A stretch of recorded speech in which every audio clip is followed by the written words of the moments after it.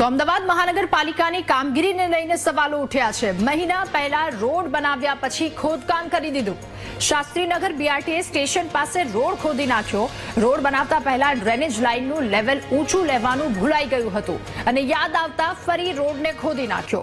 Road બનાવતી વખતે કોઈને ધ્યાને જ ન આવ્યું કે લેવલ શું છે। રોડ ખોદી નાખવામાં આવતા લોકોને હવે હાલાકીનો સામનો કરવો પડી રહ્યો છે। ઘર તરફ વળવાનો રસ્તો બંધ થઈ ગયો હોવાનો લોકોનો આક્ષેપ છે। ત્યારે અધિકારીઓ ભ્રષ્ટાચાર કરતા હોવાનો પણ આક્ષેપ લોકોએ લગાવ્યો છે।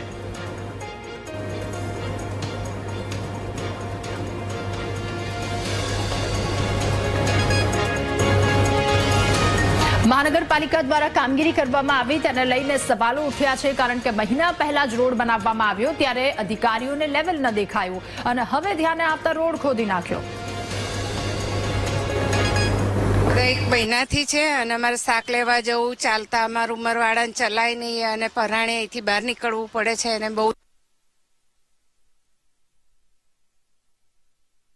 આ સ્ટાર્ટિંગમાં એક નાનો જ ખાડો પડ્યો હતો, પણ પછી અમે આઉટ બહારગામ હતા, પણ જ્યારે આવીને જોયું તો એટલો મોટો ખાડો પડ્યો કે ના પૂછો।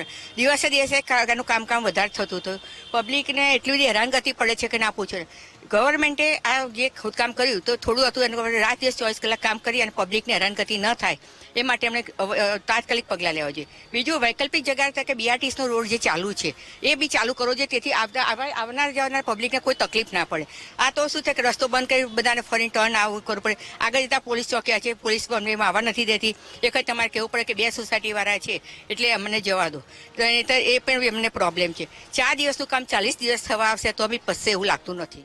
માથાનો દુખાવો એવો છે કે જે ભૂવો પડ્યો હતો જે ખાલી 10 ફૂટનો એ નહોતો, હાલ તમે જોશો તો 50 ફૂટ ઉપરનો થઈ ગયો છે। હવે તંત્ર શું કરે છે, કોર્પોરેશન શું કરે છે એ ખબર નથી પડતી। છેલ્લા 25 દિવસથી અમે લોકો હેરાન થઈએ છીએ, આવવા જવાની તકલીફ પડે છે।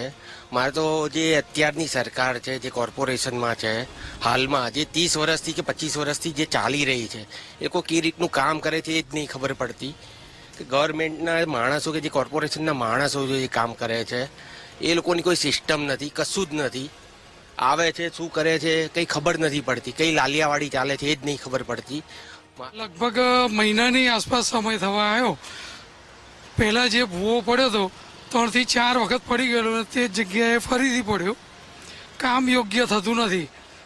અત્યારે વધારે પડતું ખોદકામ કર્યું, રસ્તા બન્યા, પણ રસ્તા બન્યા પછી પણ જો આ પરિસ્થિતિ થતી હોય ખોદકામની એ યોગ્ય નથી।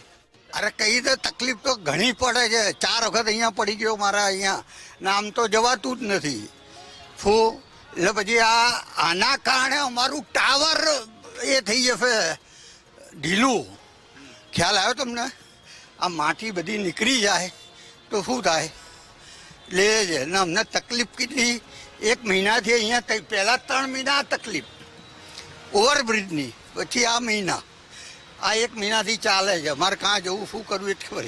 આ મહાદેવ આજે જ હું અહીંયા ચાલતો આવ્યો શું, હવે કેટલા મહિને થશે એ તો મને જ ખબર નહીં, તમે જાણો અથવા તો આ લોકો જાણે।